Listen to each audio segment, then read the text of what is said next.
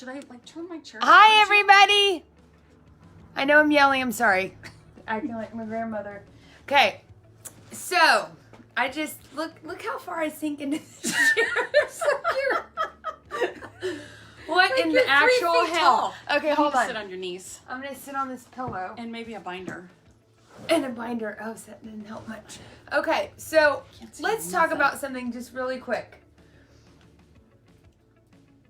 This is overcoming right here. We are showing you how we overcome a challenge and we just deal with it, okay? So anyways, hi everyone. This is Christi-Lynn and welcome to the Guts to Fail. Boy, have we failed this morning. This is the beauty of living just 4 blocks away. I know. Okay, so if you can see our setup, the phone is being held up by paper clips. No, not paper clips. Clothespins. Clothespins, This sorry. is the redneck morning hour. Yeah, and look how cute she looks, and I'm in a tie-dye t-shirt.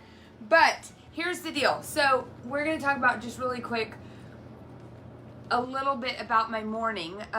We are going to Jamaica next week, and we took COVID tests to leave the country last Sunday. Drove all the way to Rockwall. It's really far away from where I live in Frisco.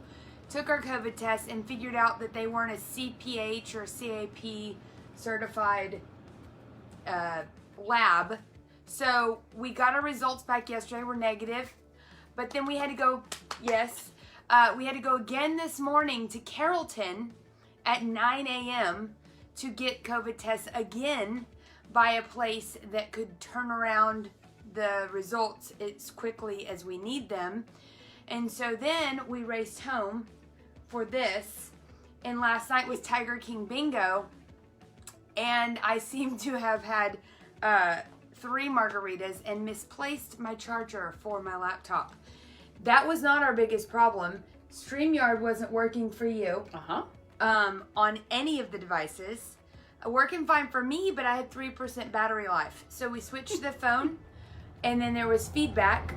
So she just drove here. So we are, what time is it? We're still only 14 minutes into That's our pretty good. interview and That's we're pretty good. still here. We're pretty good.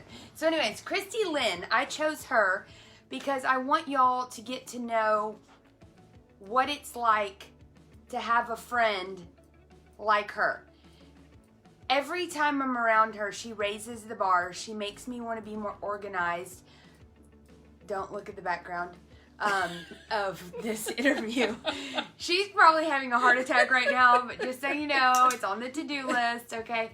But she raises the bar for me. And she is a single mom with 4 children, all in school. And she has pivoted multiple times in her business. It's called Tilson and Co. And I'll let her talk about those pivots. But basically the theme of everything that she does is her saying, see the need, do the deed. And that's actually your dad or your mom's. Yep. And she's going to talk about being raised by some amazing parents as well. And anyways, so I just want you to get to know her and all of her systems and her processes and her schedules. And I'm so inspired every time I see her and what she's able to do and do on time and ahead of time. So anyways, without further ado, Christi-Lynn Mathisrud is here. Yay! In studio. In studio live. Yeah, live, coming at you live. Hi, Sydney. I can't see who's on there. Well, I'm 'cause squinting. Yeah. 5,000 miles away, held up by a clothespin. Yeah. That's Cindy Scarlett. Hi, I have no idea what it says. Oh, okay. Sydney Booth. Oh, well, hi. That's our hairdresser. We love her. Yes, we love her. I just saw her last night, and I am like a spring chicken this morning. Can you even believe it? Okay, so tell us about yourself. Talk to me. Okay. They'll listen. Well, I mean, you pretty much said everything. Yeah, but you got to fill in all the details. I got to fill in all the details. Okay, well, we'll start with Joan and Rich, the people who raised me.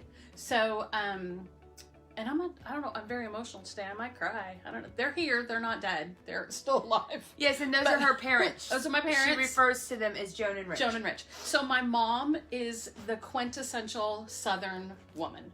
She is from Fort Smith, Arkansas. We did not live in the South growing up, but my mom instilled everything Southern. in the way that she ran her house and the way that she raised us. My dad is the quintessential Yankee from South Dakota. So they couldn't be more opposite in that direct. But it is my goal to be the old lady with all of the sayings. And so I have a lot of sayings that I'm trying to work into my vocabulary. Most of them come from my dad, like see the need and do the deed. And one that has kind of just become like my mantra is to be ready so you don't have to get ready. And my divorce happened, it'll be a year in January, so it's been a crazy season. I can't believe it's already been a year. Yeah. And and it's really survival mode, and that's why I have to be ready so I don't have to get ready, because who knows what's going to come down the pike. Like yesterday, my garbage disposal exploded, the dryer broke, my back fence isn't covered by my insurance claim. I mean, all the things. Because that's life.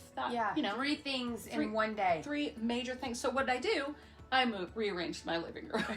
Yes. Okay. So that's another thing. She is not only really, really great at being able to handle and shoulder so much responsibility, but the way she does that is through her systems, routines, and schedules. But she is an amazing interior decorator, and you just have a natural eye for that. And it's really weird because 3 of my closest friends since adulthood, y'all are all like that. And y'all all like, oh, bless her heart. Let's go help Brooklyn. She needs some help. I mean, clearly. So anyways, she's we all great have our gifts, Brooke. We all have our gifts. We all have our gifts. And some things I just had to let go, you know? So anyways, she started rearranging her living room in her house. That's another thing. You go there and you literally just want to take a nap and hang out and eat all of her nuts and mints. So talk about that. So talk about how Tilson and Co started. Okay. What it means, what you sold or service you provided, and then the march and how it changed. So it has a lot of compartments, if you will. So my former husband and children and I moved to Texas 5 years ago. Can't believe it's almost been 5 years, which is crazy train. Mm-hmm. And when we moved here, my kind of uniform were these dresses that were made in Mexico, and I couldn't find them here. And so I would go home to California, bring them back, and start selling them along with vintage boots.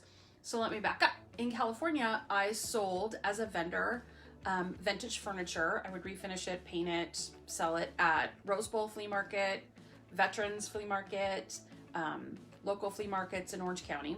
So I've always done that. I've done that for what seems like forever. Mm-hmm. And that was really out of a necessity. When we first got married, we didn't have any furniture, so I would go to the flea market and kind of find things to fill our house. And then having kids and they started playing sports, to kind of offset cost, I would go into the flea market on Sundays to sell things, to pay for those things. So that's kind of how that started, but it turned into something that I really love doing. Mm-hmm. And so came here, couldn't find locally. You can go to San Antonio and spend $800 on a pair of vintage boots, but I didn't want to do that. So having the knowledge of what's good, what sells, that kind of thing, started importing the dresses, selling the boots, and did that for, I don't know, maybe a year.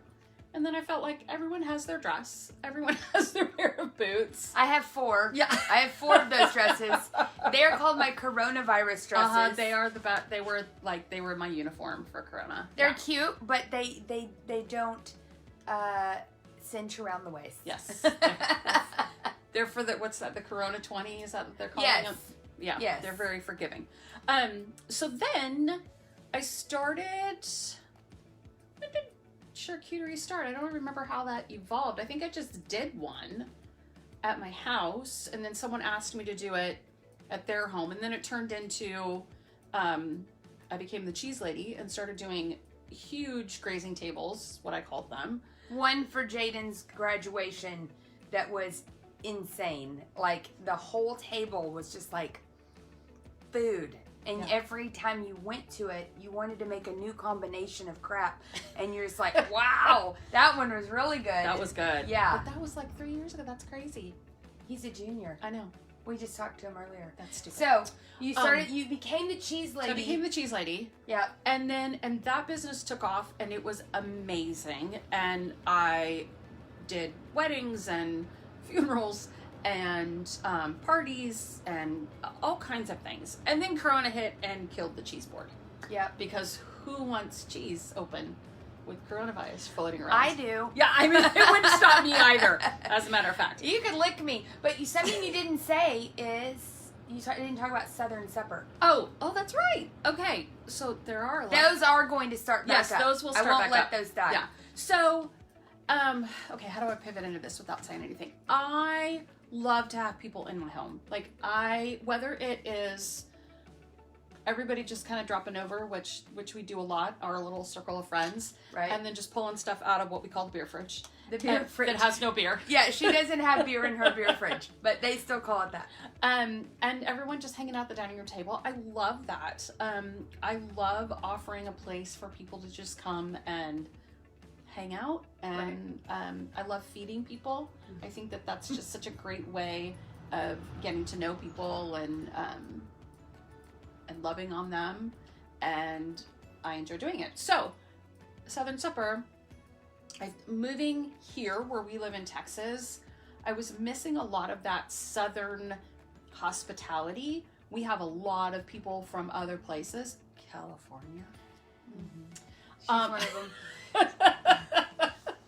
That have moved here and didn't necessarily understand what that means and what that is. Right. And so I started hosting what's called Southern Supper, and I would make Southern recipes that I grew up with, that were either my grandma's or someone else's, and people come to my home. At that time, was it 14 people? 14 people at a time could come. It was once a month, and it was so much fun. So much fun. We would have such a good time. They were always sold out. But something that was never mind the spread on the table looking amazing. But what was so inspiring is her hair was done. Her makeup was great. She wasn't sweating. She wasn't running around frantic. She wasn't worried about something burning. Everything was planned so that it was done before guests arrived, and she didn't have help. It wasn't like she had an assistant that would serve. Everything was done in such a way that we just felt like her attention was all on us, and she did all of this, and it just made her, like, I really thought she should have a cape on her back that says, like, you know, Southern hospitality is my superpower. And it really is. It is very inspiring. When she says she wants to feed people, she never forgets about the comfort of your guests. Like, I mean, it doesn't matter if it's spontaneous. There is some sort of special something or something she offers, and that mentality of doing for others and doing well for others, or however you say that, is just like the foundation of everything that she's done ever. Thank you. You're That's welcome. very sweet And it's also what you want to do for people coming up. Yes, it is absolutely what I want to do. So, Corona, like we've talked about, and everyone seems to talk about, what it has done, the positive that it has done, if we want to take something positive, is it's caused us to pivot. And it's caused me to pivot. It's caused me to pivot in how I run my household, in how I spend money, and in my business and what I do. So, Corona killed the cheese board, as we've said. And what it did do is spark something that I've really been thinking about and has kind of been in the back of my mind for a couple of years. And that being, when people move someplace, especially away from everything that you've known, you don't know the hairdresser, you don't know a good dry cleaners, you don't know all of that stuff. And I would watch the Facebook pages and people just asking for things, trying to connect and start community with people. And that really became important to me because I understood what that's like to not have people. And I'm not necessarily talking about friendships, although that is huge when you find your people, but just finding resources and not knowing, we do things totally different here in Texas. And I'm going to speak as someone, I don't call myself a Californian anymore. I'm a Texan. But as someone from California, we do things completely different here than how we did there. And so really just learning the vernacular. Give us an example of one thing that's totally different here than California. We don't have roundabouts in California. So when you get, and we don't have tollways. So you get off the freeway, as they call it, and you can go either right or left when you exit a freeway. You can't do that here. You get off and you just go straight until you go to a light, and then you can go right or left. So y'all didn't have access We don't roads? have access roads. We don't have roundabouts. So if you were to just move here, you would be like, why am I going in a circle? How do I get back on here? Yeah. Roundabouts meaning loops on the highways and on the stuff? highway. You know, you get off and you can go under the tollway Yeah. or under the, we don't have that. They don't have that in California. So that's something you don't know what that is. If you just moved You're like, here. ooh, where Ooh, am I where going to am go? I going? Why am I going? I'm going to go right back to where I came from. This is weird. Yeah. Why would they want me to do this? So just things like that. So out of that birthed, I've Got Texas, which is a networking group that hopefully will be starting here in the next couple of months. And will just, again, help build that community within people who just moved here or maybe have been here for a while and need resources and need to meet people and find community and all of that. So you are going to combine your love of Texas, what you've figured out, you've seen a need and you're doing the deed. Yep. You've seen a need for something like that besides just going to the Frisco area business moms or whatever, which are great. Yeah, fantastic. But to actually have people, and then something that you've mentioned this a few times, and I keep meaning to say this.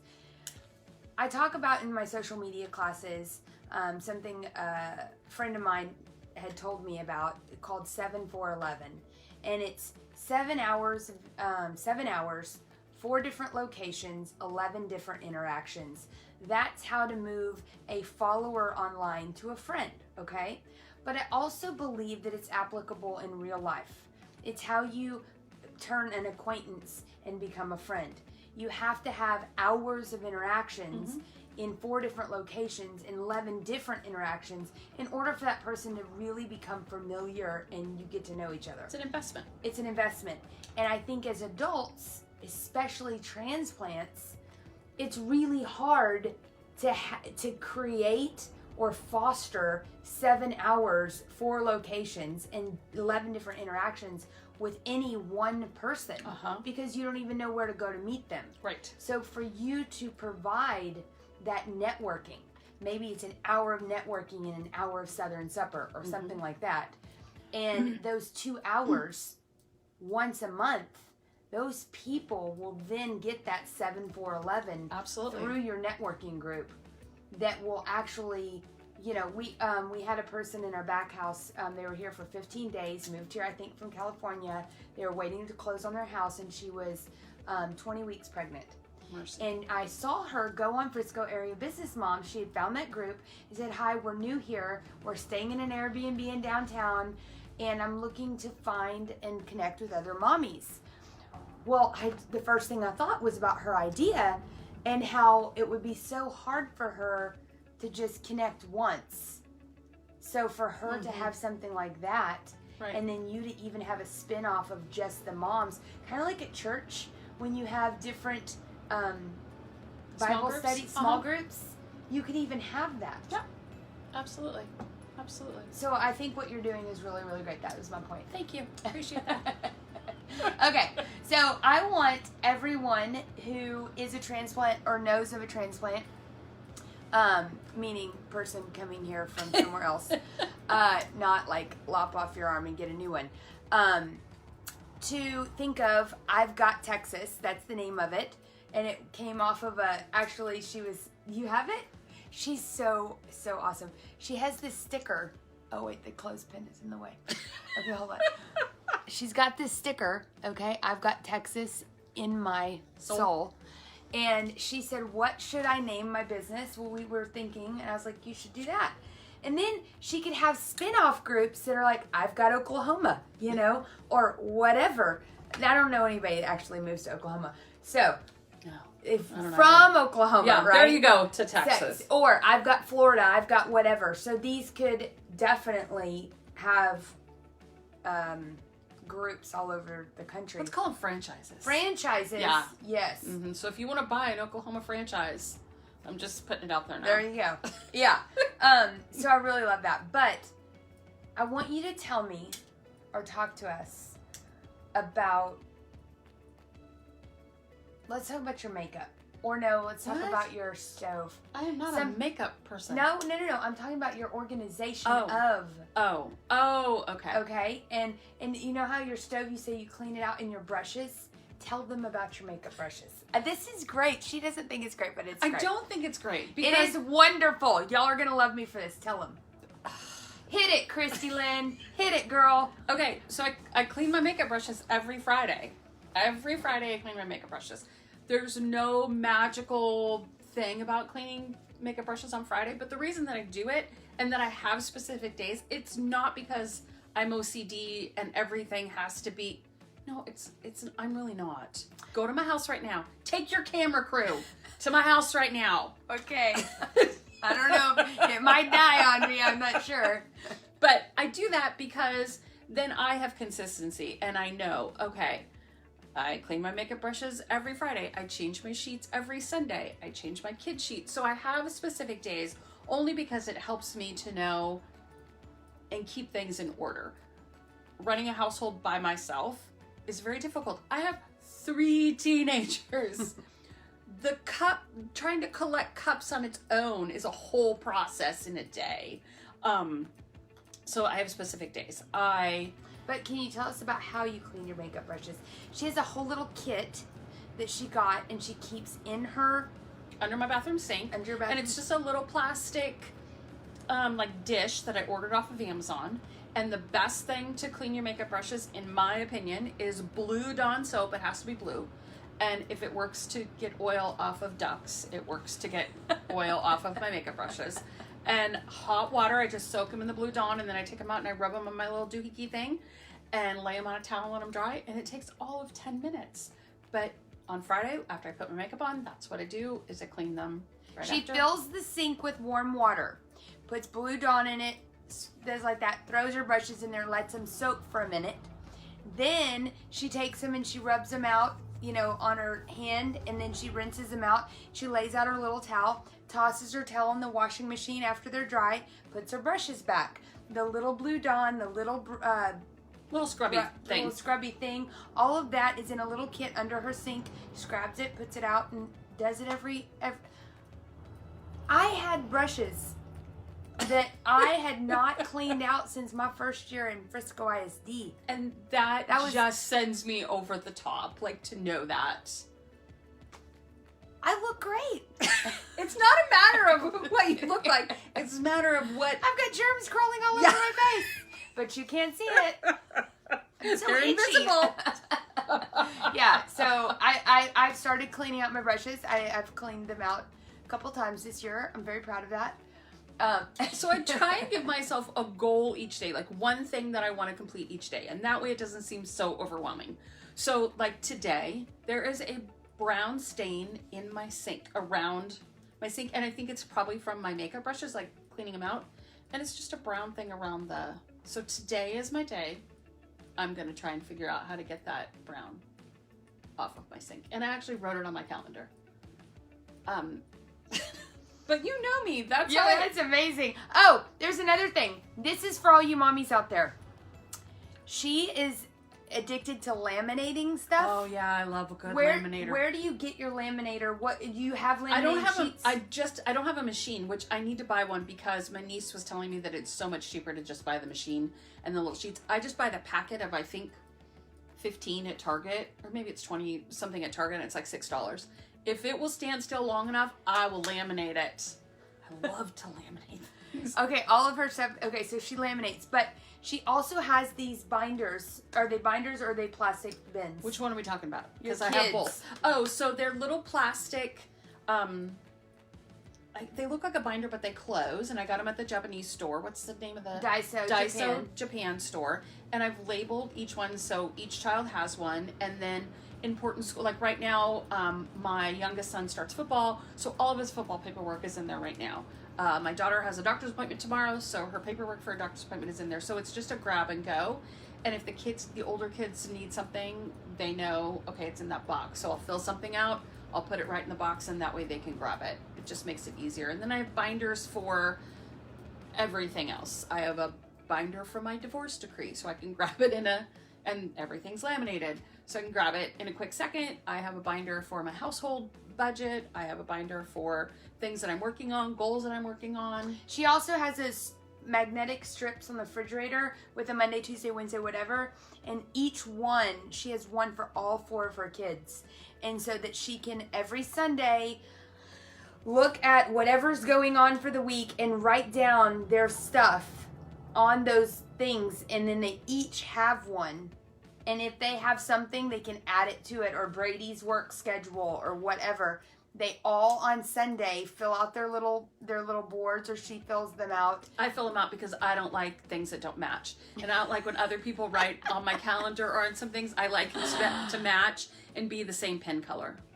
So one thing a day to complete. I love this, and it's been a thing with me lately. I'm afraid to touch the screen. Hi, beautiful. Hi, Jamie. I love your setting today. Looks like lots of fun projects. Amy, I don't know if it's fun, but whatever. We've got so many. I can't. Oh, Brandy said, back again. Yep, we made it. Look at us. Oh gosh. We lost a redneck. We lost. Yeah, a redneck clothespin. Okay, so let me. While you're looking at that, I'm going to say real quick. So what I do. So I realize that there are all kinds of apps for calendars and all of those things. I'm a paper calendar girl. I like to write in my paper calendar. So I write everything in my paper calendar. No one is allowed to touch it. No one is allowed to anything. And then on Sunday afternoon, I will sit down and I'll write everybody's schedule for the week. And that's also when I'll do my meal prep for the week, like what I'm going to make every night. And I write that on the calendar so the kids aren't, well, what's for dinner? Or can we go to Taco Bell? Or can we, which happened to be yesterday. Can we go to Taco Bell? No, we're not going to Taco Bell. We're doing that on... It's actually tonight. Tonight. Yeah. Oh. Okay. And I'm not going to Taco Bell because I don't eat window food. It's disgusting. But I had already made lasagna. And it was like, look on the refrigerator. It says right there, oh yeah. Oh yeah, coming from my children. So wait a minute. So where do you write that? On the strips, on the Monday through Friday little strips that go on the refrigerator. You have one for meals. Yes, one for meals. And so it says, like we had enchiladas on Monday night, we had pancakes on Tuesday night, we had lasagna last night. Tonight is open because only 2 out of the 4 kids will be home. I have a meeting, so I'm going to pick them up Taco Bell. So it just says open. And usually we refer to that as crazy night. Like, get some cereal. I don't care if you eat crackers for dinner. I don't care what you eat. But one night a week is crazy night. And that just allows me to not cook. And you can kind of see what night and that what is. night. Like if I have Bible study schedule. or I have something else or a football meeting or whatever it might be. We have one night a week that's crazy night. That is really, that is just genius. So where do you get your magnetic strips? You get your laminating sheets at Target. From Target. But how do you laminate them? So it's just two pieces of paper and you slip you sandwich it together. And that's then all it what? is. And that's it. And it's laminated, front and back. Oh, you don't have to like iron it or anything? It's like a sticker, front and back. Wow. I do want to say something else that I just did, and yes, I don't often look at the things that I do and think that's brilliant until Brooklyn comes over and she's like, well, how, I didn't know about that, or what, and I think it's most everything.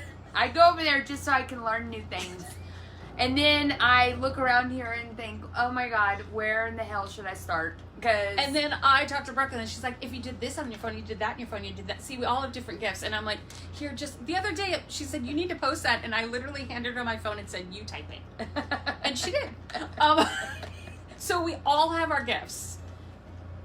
And mine are not what she has. We are yin and yang. Yes, absolutely. Okay, so what I did is I did my contacts at a glance. So I typed out a Excel spreadsheet. Yep. And it has the plumber and it has the gardener and it has their name, it has their telephone number. All of my kids have different walk-in clinics. Who, it will say Frisco walk-in, Piper or who has different, their doctors, all of like my things that I need quickly in a glance. And the reason that I did that is, let's say I wasn't home and that water pipe broke yesterday and Brady called me, my almost 18-year-old. He knows he can go to the refrigerator, look there, and it's right there. Anne-Marie, I don't know if she's on here, the other day, she needed an appliance fix. I told her to look on the refrigerator and she looked to see my appliance guy, got the number, she was good. So, because from my brain, I will look at my phone and I'll be like, okay, did I put the plumber under red plumber, plumber, like how, and in a panic, I don't know what to look for.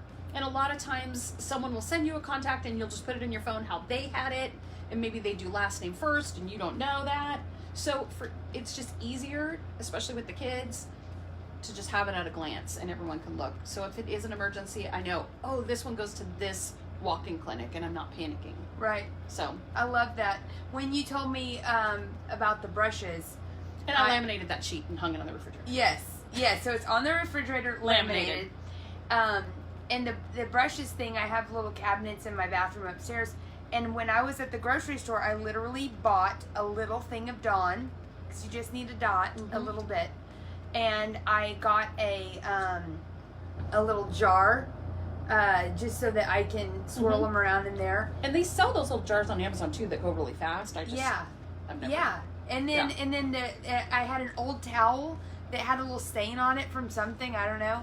And instead of throwing it away, I thought that's going to be my makeup brush towel. Yep. So I just fold it up, put it in the cabinet, Dawn, little container, and it's all right there. So I don't have to have any excuses.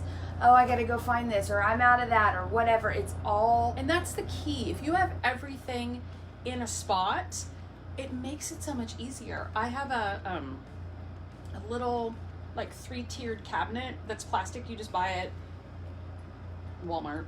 You know what I'm talking about? Like the rolling cubby. And I took these little bags that who's the Ziploc makes, and they're like a harder plastic. And I labeled it. That's the other thing. I have a label maker, and I label everything. She has things in her garage. Everything's labeled. Outside broom, inside broom, outside dustpan, inside dustpan. Yeah, but again, it just stops, hopefully, chaos in its tracks. But anyway, so I bought these things, and like my extra, okay, now I'm gonna sound extra, and I promise you I'm not. It's just how my brain works. It's inspiring. Once you go over there, you're gonna be like, oh my gosh, if she can do this, I can just do a little. Just a little. I have 2 makeup bags under my kitchen. That would be amazing if they were under my kitchen sink, under my bathroom sink. One is what I call my 5-minute face, and one is my Sunday face. And so, like, today I have my Sunday face on, which would mean that I would put a little more effort than my 5-minute face. Now, everything that is extra from my Sunday face, like so many eyeshadow palettes and so many things, in that 3-tiered container, I have those little Ziploc bags with the extra eyeshadows, and it's labeled eyeshadow. Extra lip liners are in there. Extra whatever are all in those bags, and that way they're not in my big, giant, and I'm not trying to rummage through. So my 5-minute face just has concealer, mascara. It has 4 things. So that's easy. I could do it, put it on, throw it back into the sink. My Sunday face has like 15 different things because I try and look a little bit better for Jesus. So, and then if I want something, I don't know, my fake eyelashes or something, I just go to the little cabinet and they're in there. That's also where I keep like extra toothpaste that I buy when it's on sale, extra deodorant, all of that kind of stuff. I have that on hand, so I'm not running to the store to just buy one kid deodorant and then I end up spending $65 because I'm just cruising through Target and I'm like, hey, there's a scarf I've always wanted. Yeah. I just have the deodorant. So I really like that because I have this drawer that I pull out and it's just everything I've ever had regarding makeup. It's just all in there. And I spend a lot of time rummaging. Yeah. And if I didn't spend so much time rummaging, I could use that time to find the charger for my computer or and something. Also, we spend more money, or at least I do that way, because I can see it all laid out right there and I know what I have. Instead of the rummage, I'm like, oh, well, I can't find whatever. So then I will go to Target to buy the more mascara or whatever it is, and then again end up spending $85 because. What did you say your dad said? Organize so you don't have to buy it or something? No, what does he say? It'll come to me. Yeah, you said something about organizing it so you don't have to buy it or something, and that's true. When I organized my pantry, I was like, OMG, I have 7 jars of spaghetti sauce. Yes. Or 4 packages of spaghetti. And every time I go to the grocery store, I'm like, oh, I need to pick up some stuff for spaghetti. Didn't know. I already had 12 of those. So we ate spaghetti like 3 times in the past, month and a half. And I knew, I was like, nope, I don't need that. Yep. So it was really awesome. Yeah, you save money, you save time. Yeah. And you save the headache of thinking about that. I can't tell you how much I've thought about this hellhole. It becomes overwhelming. Yes, that we're in right now. And it just like, you feel like you can't get out of it to move to the next thing. Again, I'm not saying that my house is perfect. That is the opposite of what my house is. Half painted walls, and then half wallpaper and wallpaper taken down. And There's then a new so project little tomorrow. that she for her though. That's a big deal. Yeah, that's a big deal. It drives me bonkers. Yeah, but there's. Yeah, I wish your background could have been your new office. Oh, my because that was really beautiful. So cute. And unfortunately, everybody's seeing my stuff. But we'll take a tour soon. Yeah, we'll do a home tour. Yeah. So, anyways, if you know of someone who would benefit from I've Got Texas, the networking group, would like to attend Southern Supper, just comment. Wants to be my friend. Wants to be her friend, like I am. We can all hang out. Yep. Just comment below. If you're watching replay later on, use #replay, just so I know, and say hi, where you're watching from. And we just want to say thank you to Christi-Lynn for sticking with it, because it has been a morning. And we did it. We did it. And here we are. Guts to Fail, Facebook Live. And it worked. I appreciate you. Thanks, Thank you guys for watching. I'm going to respond to all your comments when I can see them. Okay? All right. Bye. Y'all have a great Thursday, and we will see you next Thursday. Bye.